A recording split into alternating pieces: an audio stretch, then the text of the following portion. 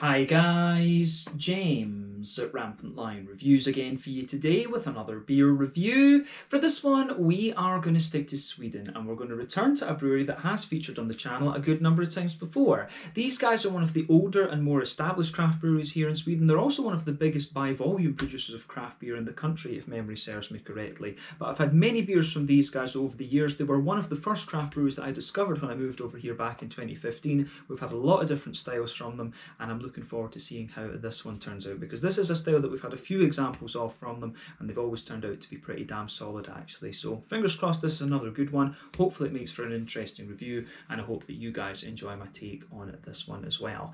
So yeah, for this review then we are going to head up to Dalarna County once again, a little place called Hedemora to be specific, and we're going to have a look at another beer from Oppigårds Bryggeri. So this particular beer is the Kellerbier Sommar 2021, or Kellerbier Summer 2021, whether you want to say it in Swedish or English, that's up to you. But this beer comes in at 5% ABV, and as the name tells you, this one is a Keller lager beer. So yeah, the last beer that we had from these guys was the Hedemora lager, which I thought was very nicely done actually, but the only complaint about that was that it was in a 330ml bottle rather than a big half litre like this one. So that's a positive for this one already. And I did say in the other video as well that I don't really understand the logic behind the bottle sizes and things at Oppigårds sometimes, because I've had a triple IPA, a big 9% triple IPA released in a half litre bottle like this, which kind of didn't make sense when you consider that, you know, some of the lagers are released only as 330s. I'm not sure if they're using different brew kits or it's the batch size or whatever that helps make that decision for them, but yeah, this one, big half litre of lager beer, you can't really go wrong with that, I have to say. And we've had good lager beers from Oppigårds Bryggeri in the past. So looking forward to this one, as I said. Let's crack on with the review and see how we get on. The Summer Kellerbier 2021. So as always with my reviews, I'll tell you a little bit about the brewery before we taste the beer. If you want to get straight to the tasting, just fast forward. All the usual links are in the video description below. That's the brewery website, the link to my other reviews that I've done from Oppigårds Bryggeri before, and we will no doubt add more to that list in the near future. But there's all the usual social media down there. If you want to see more reviews, do please consider subscribing to the channel. The whole channel, of course, has a geography-based tagging system, so you can go into the homepage and search for beer based on country, city, state, county, province, prefecture, whatever it is you happen to be interested in. Do check out the playlist of beers from different countries. There is one there for all the Swedish beers that I've reviewed for you. That's constantly being added to, and as always, please do get in touch and let me know some of the other beers and breweries that you guys would like to see me review. It's always great to hear from you guys that are watching the videos, and the support that you show the channel is hugely appreciated. So anyway, to tell you a little bit about Oppigårds Bryggeri then, on to my brewery notes. So Oppigårds Bryggeri, as I've mentioned to you before, was founded back in 2003 in Hedemora, which is to the northwest of Stockholm in Dalarna County, quite close to Borlänge and Falun. But the brewery sits on the 250-year-old Falkström family farm, and the original brewery was in a small wooden building which was apparently constructed back in 1896. And this space was originally used for flax dressing, but also for the great-grandfather's metalsmithing business. But all of the beers were originally brewed in this old building, and they added a new malt house, but these days they've got a very new, purpose-built and shiny brewery. But the brewery itself, as we said, was founded back in 2003 by Björn Falkström to revive the family farm, but he also wanted to reintroduce the traditional Swedish farmhouse ales, and these beers were the norm in Sweden until you had, you know, the generic lager breweries taking over during the 1800s, and this made the farmhouse beers largely unprofitable, and they gradually just kind of faded away. But this brewery have become very popular. And as I say, they're one of the bigger by volume craft producers in Sweden these days. They might be the biggest, although Poppels, I'm sure, would run them very close to that, if not beating them. So yeah, Poppels and Oppigårds are probably the biggest by volume craft producers in Sweden these days. But this brewery has allowed the Falkström family to continue to make their living on the farm as they've done since the 1700s. In the very first year of production, they produced only 8,000 litres of beer and sold it very locally, but these days they're producing well over 1 million litres of beer per year. And the new Italian brew kit that they have and the fermentation capacity they have means that they can produce anywhere up to 2.5 million litres of beer per year. The last figure I saw, I believe, was 2019, so they may well be producing beyond that figure. I think it was about 1 million that they said they were producing that year. But as of August 2021, when I'm filming this review for you, these guys have produced around 115 different kinds of beer according to Untappd, and like I said, you'll get some really interesting styles from them. Probably my favourite beers that I've had from them over the years. If you want some proper classic old school West Coast beers, then the Turbo Double IPA and the Turbo Stout are definitely worth checking out. They're more sessionable beers. The Golden Ale and the Amarillo are also very nice, but the New Sweden IPA is probably their most popular beer. That's one of the kind of cult classic Swedish New England IPAs, in fact. But they're always putting out experimental stuff. They've got their kind of heritage series that they do. There's been a Pilsner, a Kellerbier, a Hefeweizen, a porter in that as well. I think the only one that's appeared on the channel from me so far was the Pilsner, because my Dunkel review got destroyed by a dodgy memory card. But yeah, I would like to have a go at the Hefeweizen and the porter at some stage. But they're always releasing new beers, as we said. They've got their little can series that they do as well of IPAs, pale ales and double IPAs. So they are still experimenting with the old styles and the modern styles as well, which is great. But like I said to you, a very well respected name in Swedish craft beer brewing these days. Oppigårds, you'll find their beers, you'll find at least one or two of their beers in pretty much every Systembolaget throughout the country. So yeah, if you get the chance, as I say, Turbo Stout probably would be my favourite beer that I've had from these guys, come to think of it. Apparently there was a Turbo Barley Wine. I would love to see them kind of redo that one, but I don't know if that was ever released in bottle, come to think of it. But yeah, Turbo Double IPA, Turbo Stout are really nice classic beers, and the New Sweden IPA is a very accessible one as well. But yeah, that is all I can really tell you about Oppigårds Bryggeri for the moment. If you want to learn more about these guys, you can of course check out the brewery website. You can follow them on Facebook and Instagram to keep up to date with all the latest goings on, and you can check out the Rate Beer, Untappd and Beer Advocate pages to learn a little bit more about all the different beers that these guys have done. So yeah, let's get on then and actually have a taste of this one. I'm very, very curious to see what this has in store for us. You can see the bottle is sweating a little bit because of the lovely Swedish summer that we've been having. But you can see the artwork on this one is pretty similar to what we've seen from Oppigårds in the past. There you can see the Oppigårds Bryggeri sort of symbol, if you like. And it's also on the bottle cap as well. They have changed this a little bit. It used to be a sort of star on the bottle cap as well. But yeah, 5% Keller Lager beer, this one. The malt base in this one is Balder Pilsner malt, which is a local malt producer up in Dalarna. They've got Vienna malt and Carapils in this one as well, and it's got Czech Sats and American Cascade in it. And it says on the side here, Keller beer is an unfiltered and unpasteurized lager beer with its roots in Germany, and we have in our beer the privilege or the pleasure of having access to locally produced malt from Dalarna and barley types from the bar. Yeah, it's basically saying, yeah, that translates roughly as the barley sorts of malt called Balder. Yeah, so yeah, it's saying here we have the pleasure of having access to locally produced malt in Dalarna and barley salts that are barley types that are malted with the malting name of Balder, I guess we could say. And then it tells you a little bit about Oppigårds Bryggeri there as well. Yeah, just had a little bit of a brain fart there when I was looking at that.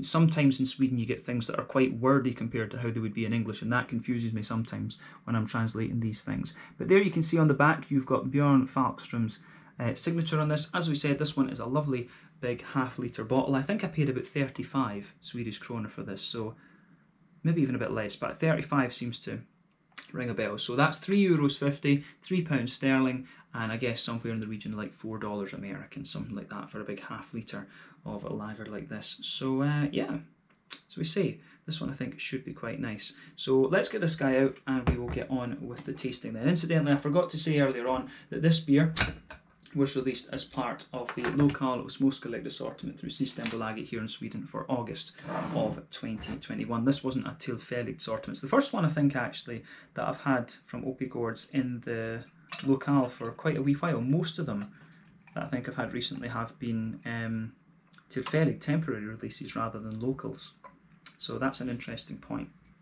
But yeah, Oppigårds seem to release their beers at kind of random times compared to some of the other breweries that I review quite regularly. I always find out about the Oppigårds beers on Facebook for some reason rather than in the lists that I look at on Systembolaget. But yeah, anyway, as long as I get to try them, it doesn't really matter how I find out, I guess. But yeah, anyway, before the head on this beer disappears, you could see that it poured with about a third to a half finger of a frothy, I would say kind of creamy coloured head there. That has just faded away to be a very thin foamy layer.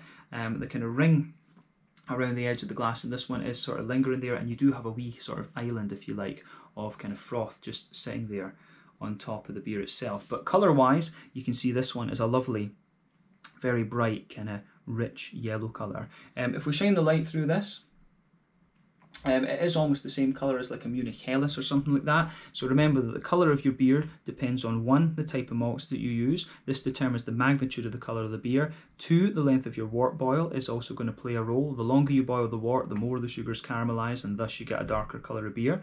But I think a lager beer like this will undergo a wort boil of between 60 to 90 minutes, something like that. But you know, with a colour like this, and when we consider what malts are in it, the Pilsner malt, the Vienna malt, and the Carapils, you know, the colour that this one has does make sense. And the fact that it's quite bright tells you it's not had too long a wort boil, of course. But yeah, in terms of its appearance, it's got a lovely little bit of a kind of naturally hazy type quality to it. I do like how that goes together. So yeah, it certainly looks the part of a Keller lager beer. Nothing surprising about the appearance of this one. 1 or 2 big bubbles sticking towards the side of the glass, a few little ones heading up towards the bottom of the head there.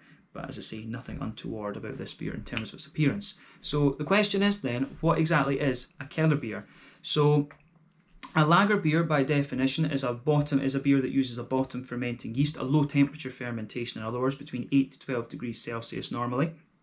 And the Keller beers, as the bottle says, originated in Germany. I believe it's Franconia, in fact, that they originate in. And if you go to the likes of Bamberg and places like this, you'll hear about beer types such as the Zwickel, the Zwickel, I think the Zeugel is another one. And also you just have the ones that are called straight up Keller beers. And these are all kind of similar. There's different alcohol strengths, different maltinesses, and sort of different levels of hoppiness and things like that. But those are the 3 types of Keller beers. And essentially these are unfiltered, more kind of yeasty lager beers, if you like, just to sum it up kind of crudely or briefly, I guess we could say. So yeah, basically a Keller beer is a slightly more yeasty, unfiltered lager beer. Quite often they're along the lines of the Helles style, to be quite honest with you. You've got various levels of hops and things. So that's a very brief explanation of what a Keller beer actually is. But yeah, now that we've covered that, I think we can take a look at the aroma of this beer and see how we go. Yeah, so aroma-wise, this beer is kind of pretty much what you expect. As I've told you in previous lager reviews, when it comes to these styles of beer, I'm not looking for them to do anything kind of crazy and out there. To be honest, I'm more interested in them doing the job well. I'm interested in the levels of authenticity that you get out of these beers. So for me, this one seems to hit the nail on the head actually. It smells kind of somewhere between a Pilsner and a Helles beer. And as I say, there's a good bit of scope actually. With what you would expect from a beer that's simply called Keller beer, if you like. So yeah, this one does hit the nail on the head with that. So let's try and break down this aroma for you quite succinctly, but you do get a nice mix of, you get a bit of German authenticity out of this one. As I've said in other reviews as well, I find the Czech lagers tend to be a bit more kind of bready and yeasty, whereas the German ones tend to be a little bit kind of crisper and more dry in a sense, and you do get a little bit of both out of this. So yeah, backbone of this beer then is undoubtedly a kind of soft but slightly wet white bready kind of thing going on there. Wet, soft white bread. Good little bit of bread crust in there for me, and you can smell the sheer crispness of the Pilsner malt in this one. As I've explained to you before, Pilsner malt is quite a difficult one to describe actually, because it's more about the vibe that it gives the beer. It'll give you this really crisp sort of note, but it can also give you a nice kind of McVitie's digestive biscuity sort of thing as well. So I really like how this goes together actually.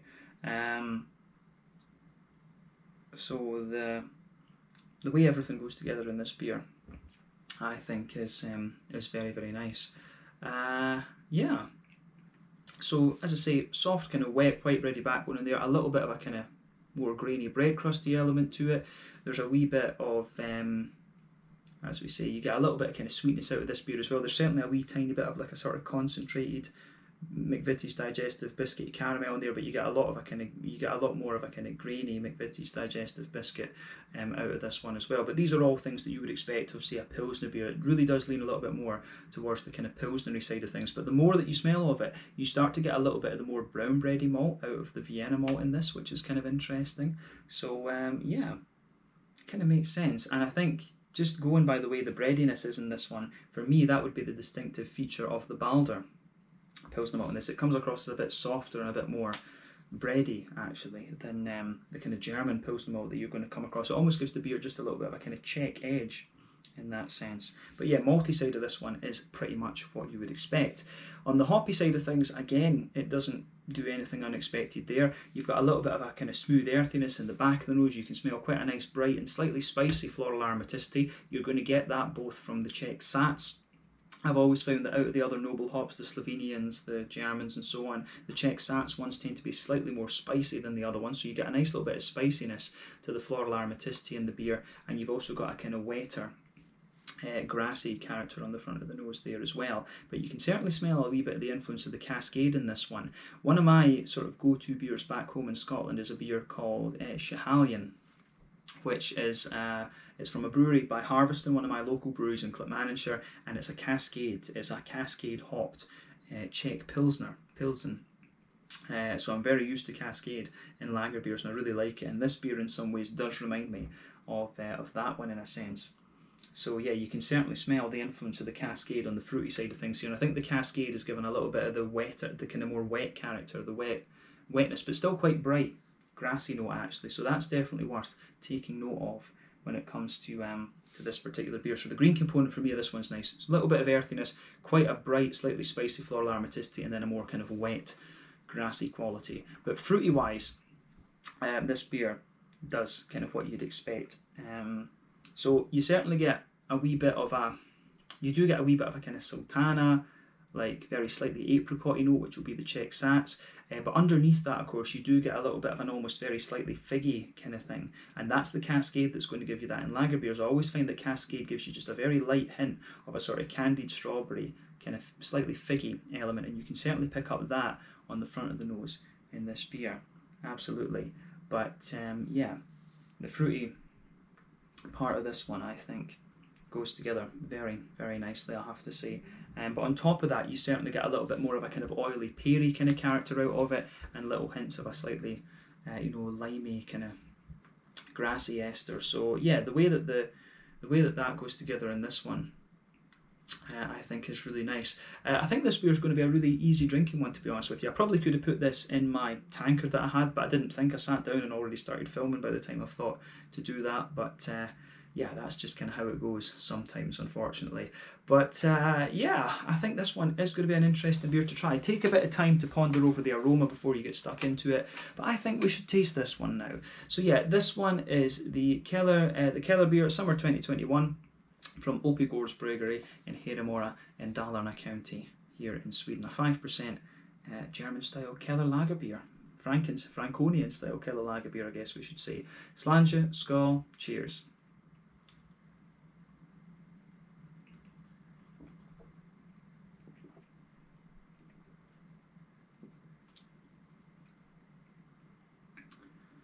Yeah.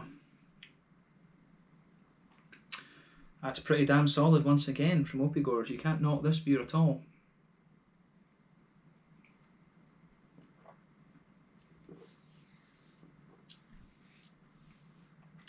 Very smooth as well, actually. First impression of this beer, it's got that typical, I always talk about the kind of Nordic wetness that you get, you know. The Nordic beers, be they from, Finland, Sweden, Norway, Denmark or Iceland, whatever, you can just taste the sort of cleanliness of the water and the quality of the water in these beers.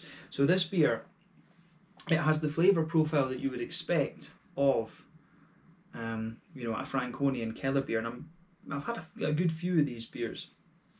Now I do enjoy a Keller beer. I've noticed that there's quite a few breweries up here trying these at the moment for some reason. I think what happens is one brewery tries it, then everyone tastes that and they're like, oh, we should try this, and then everyone else kind of follows on. It's a bit of the snowball effect. But I'll tell you something, with these Oppigårds lager beers, these guys are doing some really nice stuff, and I like, from the Oppigårds lagers that I've had, they seem to like a slightly more oily lager. I find these ones to be a little bit wetter and a bit more oily compared to some of the other ones, but lager beers are quite technically demanding, and it's the sign of a good brewery if they can do good lager beers. So that says a lot for Oppigårds. But when they've been around, 14 no, I can't even count, when they've been around, 18 years now, it kind of makes sense that they would do a good lager beer. So yeah, I hope they keep producing more of these. Actually, I'm glad to see that lager beers are getting a bit more attention these days. But this is very nice. It's got everything you'd expect of the Kellerbier, I would say, but it's a slightly more kind of oily and wetter version, if you like.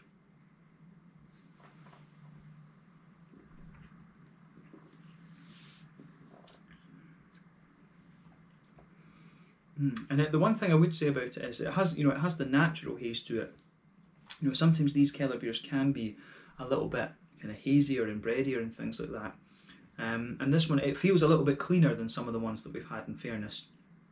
But it certainly gives you the big bready, yeasty flavour that you'd expect. So that's an interesting point to take away from this one. But the beer itself certainly gets a big thumbs up from me. I certainly wouldn't hesitate to drink this one again. I think probably the next stage for Oppigårds, because these guys are way in the middle of nowhere, to be honest with you. One of the things that I think it would be quite cool to see these guys do would be open up, a bar in Stockholm, Gothenburg, Malmö. That would be a really cool move for them, and get some put some Dalarna dishes, put some Dalarna products on the menu and things in these sort of brew pub, these little brew pub bar places. I think that would be a really cool thing for Oppigårds to do, because they are a farm business after all.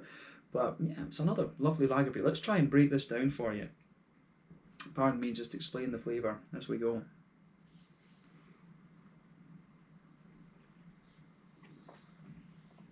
But yeah, then I think you can really taste the sweetness of the Vienna malt in this as well, so we'll come to that.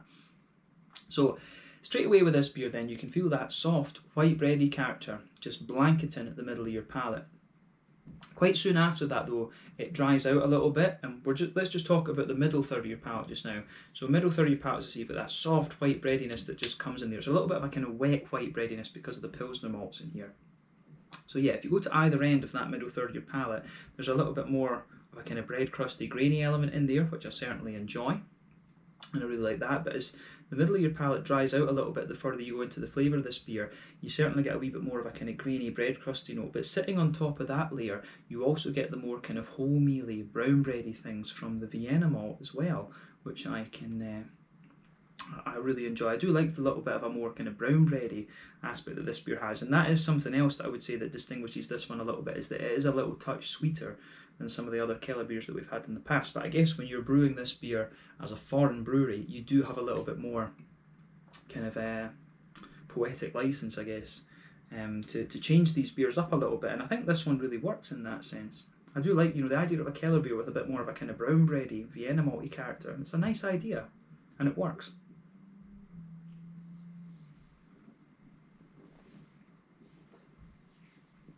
So like I say, on top of the white bready, the sort of wet white bready layer, you've got more of a kind of, you do get a slightly thicker kind of brown bread. You do get a slightly kind of more brown bready, so you get a little bit more of a kind of brown bready, wholemeal type bready layer sitting on top of that. And then on top of that bready layer, of course, you get more of a kind of circle. You get a little bit of a kind of oily circle sitting there, a straight up sort of sweet caramel right in the middle of the tongue there, which I think is quite nice. And that again is the Vienna malt, but as you move further out from that, it becomes a little bit more kind of McVitie's digestive, biscuity like.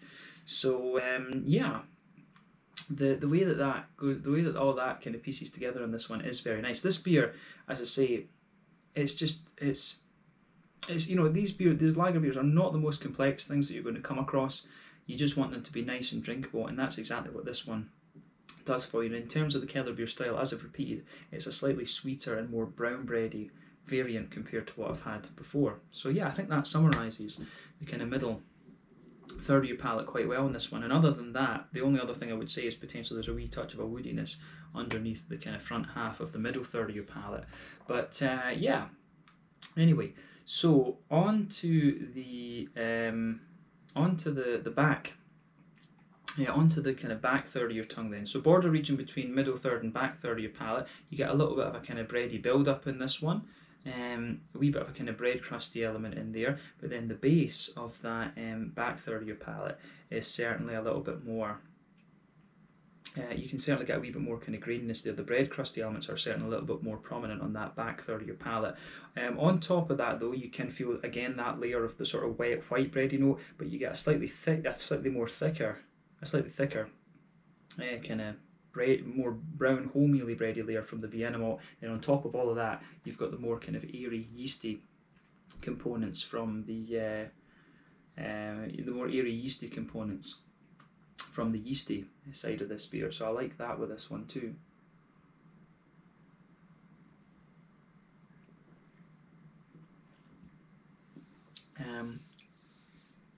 So yeah, I really like how this beer goes about its business in that sense. The malty side of this one is very, very nicely done. Quite a sweet lager beer, this one. I mean, it's maybe, when I think about this, in some ways it actually reminds me a little bit. It's not quite brown sugary enough to be like a Vienna lager, and it's not quite biscuity enough to be a Märzen or a Czech Letsak. It's kind of somewhere in the middle. It's like it is really like a sort of sweet Helles beer, this one, actually. The Kellerbier, as I say, it does have the kind of yeasty Kellerbier elements to it, and that's the signature of the Kellerbier, is the more yeasty side of things and the sort of wet, white, ready kind of elements. So it does have, it does have that side of things covered. So yeah, just keep that in mind with this beer. This is quite a quirky and interesting one from that perspective. So yeah, interesting stuff on the malty and yeasty side of things. But as I say, when you start at the back of the palate, you can feel the flavour just condenses down a little bit. Then when you go into the middle third of your palate, the flavours are a wee bit more sort of squashed together in a sense. But yeah, let's look at the hoppy side of things then. So back corners of the palate, there's a wee bit of a kind of earthiness there, and there's a wee bit of an earthiness there in the back corners of the palate. But as you move further forward, it gets a little touch herbal, and as you push forward towards the kind of front corner of the palate, it's a little bit more floral and aromatic in there. So there's a nice wee bit of a floral aromaticity coming out of this one. So yeah, again, you're going to get a little bit more spiciness. You do get a wee touch of spiciness there on the front corners of the palate. That's a typical trait of the Czech Sats. And as you go round the front curve of the palate, you do get a nice little bit of a lighter kind of grassy element to the beer as well. And it's quite wet. And again, I think that's most likely to be due to the cascade. But let's focus on the fruity part of the beer then. I think we don't need to say too much about the green component. But the border region between front third and middle third of your palate, again, there's a wee bit of a bready build up there, a bit of a kind of bread crusty note. And then just underneath that, you do get a slightly more, as I say, you do get a bit of the kind of wholemeal brown bready sort of thing, and the sweetness from that, from the Vienna malt too. So yeah, on top of that, you get that nice oily bubble where you get the juicy, fruity esters out of the beer. And this one is kind of what you would expect, to be honest with you. So in the back half of that front third of your palate, you get a bit of a, you certainly get a bit of a, say, you certainly get a wee bit of a kind of, you get a bit of a sort of apricot-y underline in there, but I do get quite a bit of a kind of sultana-y, dried white, green grapey sultana type flavour out of this one as well. So that's certainly there in the back half of the palate.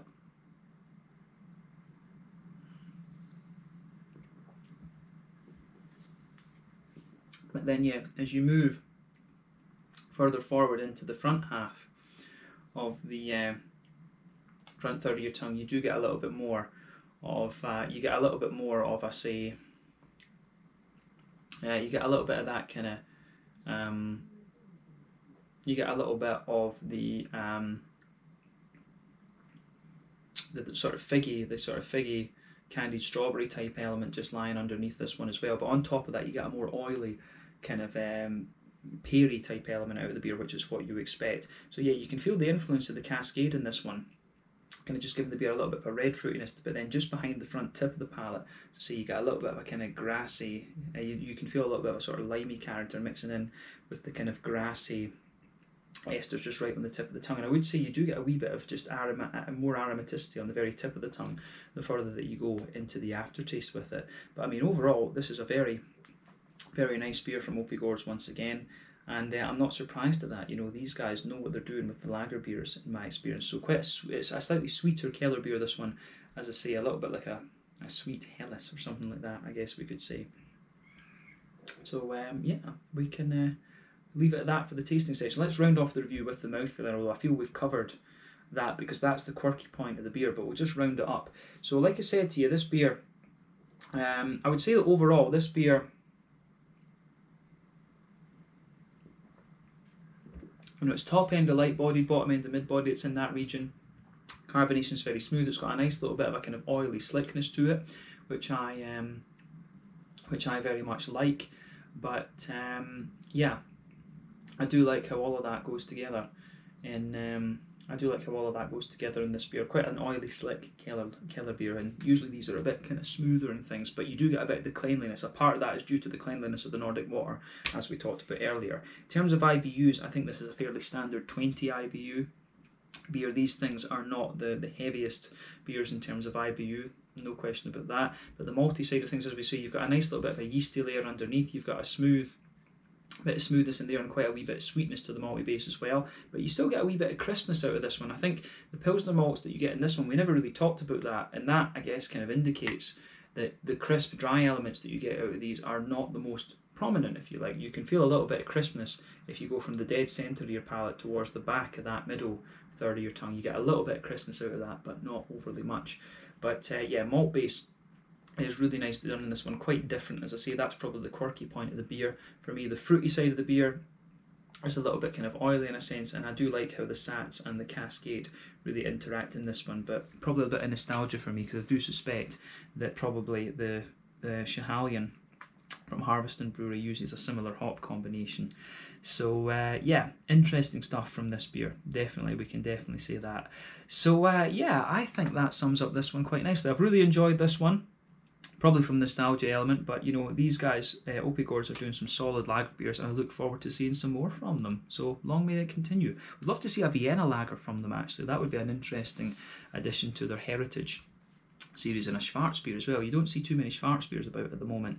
So yeah, maybe something we'll see from them in the near future. But yeah, we can leave it there. So this one was the Kellerbier Sommar 2021, 5% lager beer from Oppigårds Bryggeri in Hedemora in Dalarna County here in Sweden. Once again, thank you for watching my beer reviews. Until the next time, please like, subscribe, share, all the usual YouTube stuff. Let me know your own thoughts on this one in the comment section below. Let me know what your favourite beers are from Oppigårds Bryggeri, and we will return to these guys at some point very soon, I'm sure. Check out my social media, check out theirs, and I'll see you guys on the next review. Slàinte, skål, and cheers.